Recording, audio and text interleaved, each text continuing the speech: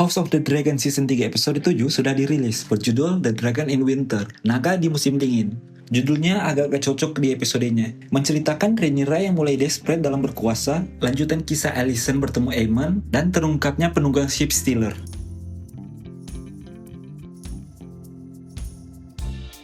Alice memberi mimpi ke Aemon di mana dia meniduri Alicent, ibunya sendiri.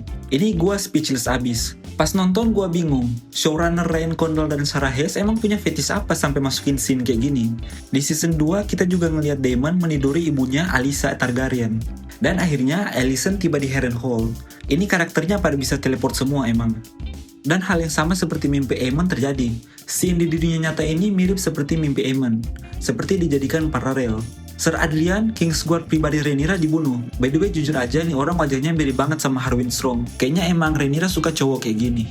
Aemon mempercayai ibunya, tapi Alice langsung gak percaya dan pengen Alicent cepat-cepat pergi. Alicent kemudian menggunakan racun dan dikasih ke Aemon. Gua masih gak expect, Alicent dulu hampir mulai perang karena mau ngebunuh Luke setelah Luke nembas mata Aemon sampai buta. Saking sayangnya dia sama Aemon. Sekarang dia mau ngebunuh Aemon sendiri. Beneran dah jadi ibu kayak gini. Anak sendiri mau dibunuh.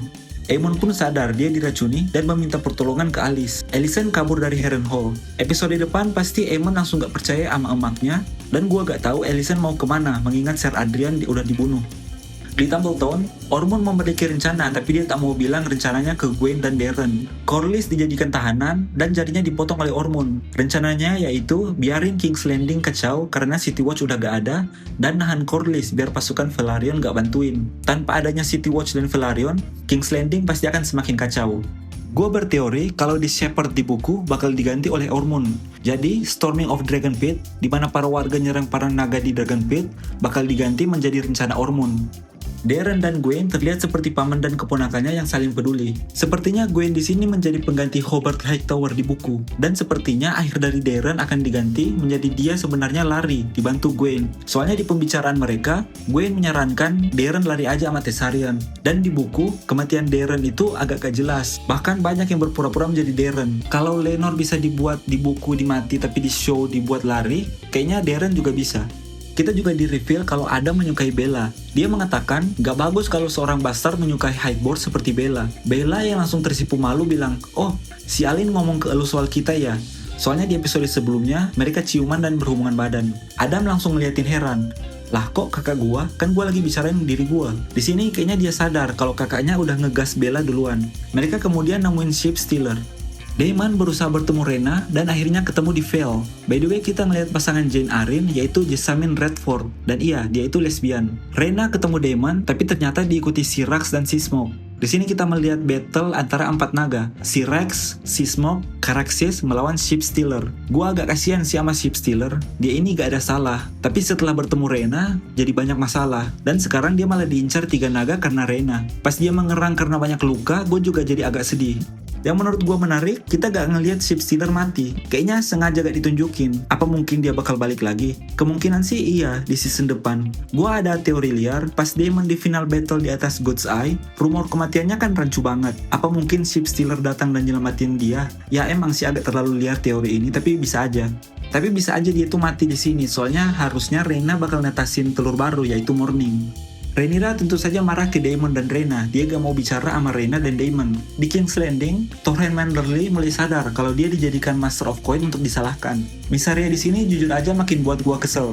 Aksen bicaranya dari awalnya unik, udah mulai annoying sekarang. Dan sayangnya, aktrisnya gak terlalu jago acting. Masih gak expect kenapa Mysaria screen time-nya lebih banyak dari Aegon sendiri. Kalau gue baca-baca interview sih, sepertinya emang mereka mau ada hubungan lesbian antara Rhaenyra dan Mysaria. Dan itu keinginan Emma atau aktor dari Rhaenyra sendiri. Mysaria terus berbisik kalau Daemon akan mengkhianati Rhaenyra. Sampai endingnya, Rhaenyra nyadar kalau Mysaria emang sengaja bilang hal-hal kayak gitu. Walau Rhaenyra akhirnya gak percaya Mysaria, pas dicium dia malah ngalah. Dan akhirnya mereka ngelesbi. Ini scene out of place banget. Gak cocok. Gak tahu penulis naskahnya mikir apa sampai masukin scene kayak gini. Di awal episode, diliatin Aemon niduri ibunya sendiri. Sekarang, Rhaenyra malah ngelesbi sama Mysaria. Ini kayaknya penulis episode ini agak sangean. Rhaenyra juga jadi hipokrit banget. Dia nuduh Daemon segala macam, tapi kerja dia itu selingkuh melulu. kita akhirnya pertama kali melihat seperti apa mimpi Helena. Mimpinya itu ternyata gak terlalu abstrak. Kita bisa melihat apa yang terjadi. Rhaenyra mulai terlihat kejam di sini. Seperti tebakan gue di episode sebelumnya, dia memaksa Helena untuk bilang apa yang dimimpikannya. Seperti apa yang akan terjadi di masa depan Rhaenyra. Di akhir, Helena memimpikan sesuatu, di mana dia melahirkan Melor, turun Battle Knight Dreamfire, dan mengasuh anak-anaknya yang tiba-tiba musim dingin langsung datang. Gua suka banget desain Dreamfire, dan akhirnya kita melihat naga terkenal ini. Naga ini harusnya menjadi ibu dari naga Daenerys di Game of Thrones. Dreamfire itu ibu dari Drogon, Viserion, dan Rhaegal. Cuma desainnya di sini jauh banget sama mereka. Kayaknya show ini ngeretcon ibu dari naga Dany dari Dreamfire menjadi Syrax, tapi semoga enggak. Menurut gua, mimpi dari Helena ini, kalau seandainya Helena melahirkan anak lalu kemudian turun battle seperti perintah Aemon, maka The Long Night akan terjadi. Dan untuk mencegah Long Night terjadi, dia harus tidak ikut Battle Night Dreamfire dan tidak bisa melahirkan Melor. Cuma ya kita lihat episode depan gimana. Di Riverland, Aegon, Larys, dan Tyrion beserta 2 prajurit Lannister pergi ke Maidenpool untuk naik kapal ke Braavos. Sampai di jalan, mereka ketemu warga yang mengungsi. Ternyata pasukan Mutton sedang pergi menuju Rookcrest untuk mencari Tyrion. Aegon udah capek lari mulu dan mau buy one prajuritnya. Dia mau setidaknya dia mati dikenal sejarah kalau dia masih hidup dan tidak dibunuh diam-diam oleh Aemon, saudaranya sendiri. Tyrion mengikuti Aegon tapi Larys pergi menyelamatkan diri. Di ending, Aegon dan Tyrion ketemu pasukan Mutton dan Aegon memberikan speech epic mengenai dirinya, Sang Raja Aegon Targaryen, kedua dari namanya yang dijadikan raja oleh Viserys dan diangkat oleh High Septon sendiri. Dan momen epic terjadi, seperti yang gue bilang di episode sebelumnya, akhirnya Sunfyre keluar dan bantuin Aegon. Wajah Sunfyre sendiri hancur, kebakar mirip seperti Aegon. Ini scene dengan acting terbaik menurut gue di episode ini. Seperti biasa, Tom berhasil menjadi aktor yang membawa episode.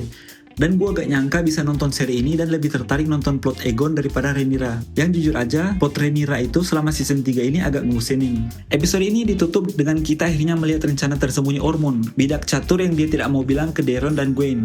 Ternyata dia merayu Ulf untuk pindah kubu, dan mereka sudah sering berbincang-bincang sebelum ini. Karena Corlys ditahan, Ormond berjanji akan memberi Driftmark ke Ulf. Di sini akhirnya kita melihat pengkhianatan Ulf yang berpindah dari Blacks ke Green. Ya rasain tuh Daemon dan Rhaenyra, terlalu kasar ke Ulf ya. Dia itu nendang, nampar segala macam, padahal mereka nggak bawa salah satu naga tertua yang gede.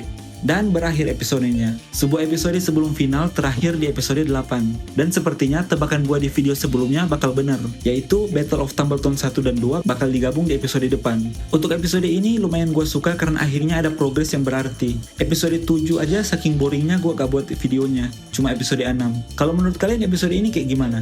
Gua suka banget sama desain Dreamfire-nya. Jujur aja setelah episode ini gua lagi lebih ngepihak ke Green, ke Aegon dan Helena daripada ke Rhaenyra sendiri. Kalau menurut kalian gimana? By the way, jangan lupa subscribe dan like video ini untuk pembahasan-pembahasan episode kayak gini. And see you later.